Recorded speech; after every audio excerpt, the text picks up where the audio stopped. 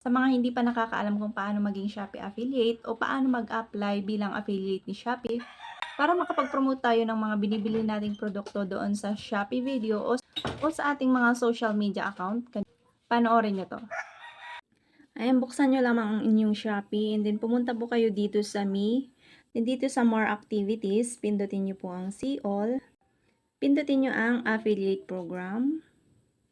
Pindutin po ang Account. Pindutin natin ang Settings.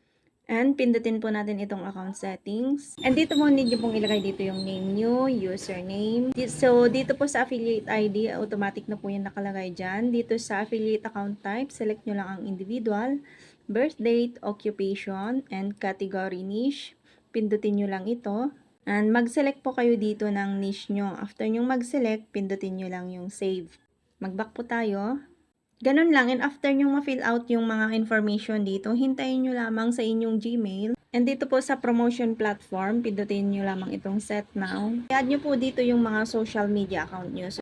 And kapag may gusto pa kayong idagdag, pindutin nyo lamang itong add promotion platform. And then, mag-back po tayo. Dito po sa contact settings, pindutin po natin yan.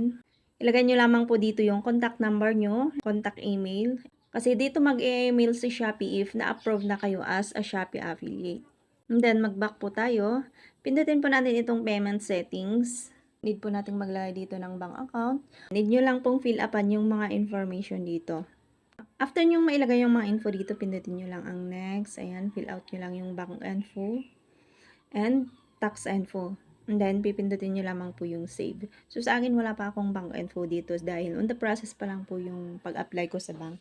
And mag-back po tayo. Pwede pa rin namang mag-promote na if na-approve na kayo kahit wala pa kayong bank account.